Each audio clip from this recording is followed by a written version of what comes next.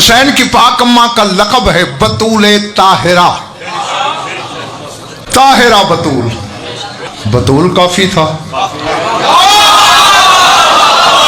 اب جنہوں نے ساری زندگی خیبر خندق ہجرت کے ارد گرد ہی سفر کیا ہے اپنی زندگی کا، انہیں تو واقعی نہ مزہ آ رہا ہوگا نہ کچھ سمجھ آ رہی ہوگی کہ غضنفر بول کیا رہا ہے. جو علمی جواہر سمیٹنے کے فن سے واقف ہو میری آنکھوں میں آنکھیں رکھنا. بطول خود بشری عورت نہیں ہوتی. یہ صرف بطول نہیں، بطول طاہرہ. مریم صرف بطول ہے. دیکھو جو مذہب ہے، تم کسی کے عقیدے کو ناخن بھی نہ لگاؤ، لیکن اپنے عقیدے میں پہاڑ کی طرح راہ سے کھڑے رہو.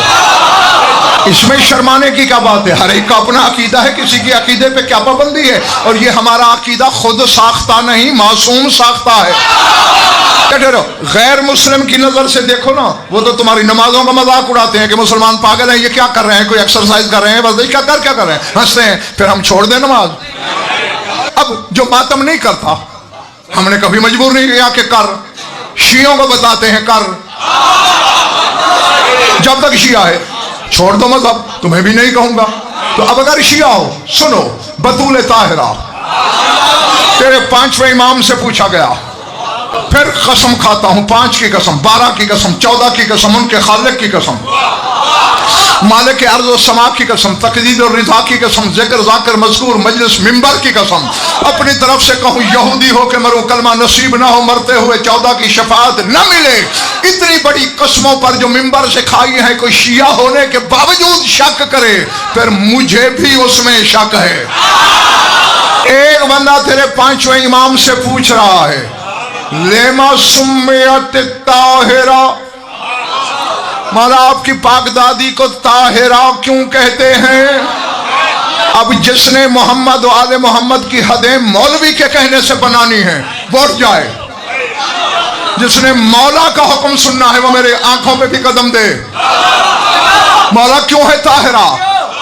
فرما لطہارتہا من کل رفث، میری پاک دادی ہر رفث سے پاک تھی. رفث کیا ہے؟ اگر بیٹھک دے رہا ہوتا کھول کے بات کرتا، مجلس ہے، میری مجبوری کو سمجھنا. اشارہ کروں گا اور انشاءاللہ سمجھ جاؤ گے، بس اشارہ. میں نے قرآن کھولا کہ اس سے پوچھو رفث کیا ہے. آیت بولی ڈیرے والو، احل لکم لیلۃ الصیام الرفث الی نسائکم. اللہ کہتے ہیں ماہ رمضان کے دنوں میں تو نہیں، رات میں تم رفث کر سکتے ہو، اپنی ازواج کو چھو سکتے ہو. کل ترجمے دیکھ کے آنا قرآن کے، سورہ بقرہ میں ہے. اگر غلط ترجمہ کر رہا ہوں صرف چٹ بھیج دینا کل ممبر پہ. اپنی زبان خود یہی کاٹ کے ممبر پہ رکھ کے نہ جاؤں میرے نطفے میں شک. رفث کا معنی ہے شوہر کا بیوی کو مس کرنا. اور آیت پڑھوں، الحج اشہر معلومات، اللہ کہتے ہیں حج کے مہینے معلوم ہیں. فمن فرض فیہن الحج، جس پر ان مہینوں میں حج واجب ہو جائے، فلا رفث ولا فسوق ولا جدال فی الحج، حج کے دنوں میں رفث نہ کرنا. چھونا رفث ہے.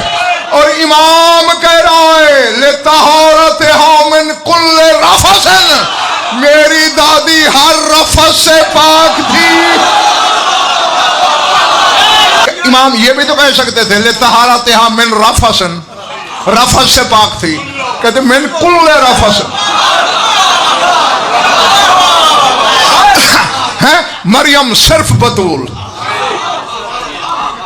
اب ظرف پہ ہاتھ رکھ لینا، نہ چھلکنے پائے نہ الٹے. ایک جملہ کہنے چلا ہے، مریم بطول ہے، یہ بطول طاہرہ ہے، یعنی یہ رفث سے پاک ہے. مریم بطول ہے. میں نے پھر قرآن سے پوچھا یہ کیسی بطول ہے، اس کی بطولت کی حد کیا ہے؟ وہ خود کہہ رہی ہے میرے ہاں بیٹا کیسے ہو سکتا ہے؟ وَلَمْ يَمْسَسْنِي بَشَرٌ، مجھے کسی بشر نے مس نہیں کیا. جسے بشر نہ چھو سکے وہ مریم ہوتی ہے، جسے ید اللہ بھی نہ چھو سکے وہ فاطمہ ہوتی ہے۔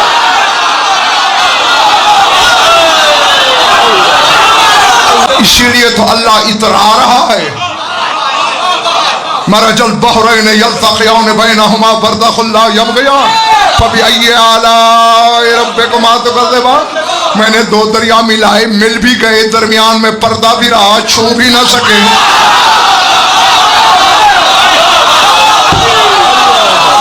آگے کہتا ہے میری کس کس نعمت کو جھٹلاؤ گے؟ مالک اتراتا کاہے کو ہے؟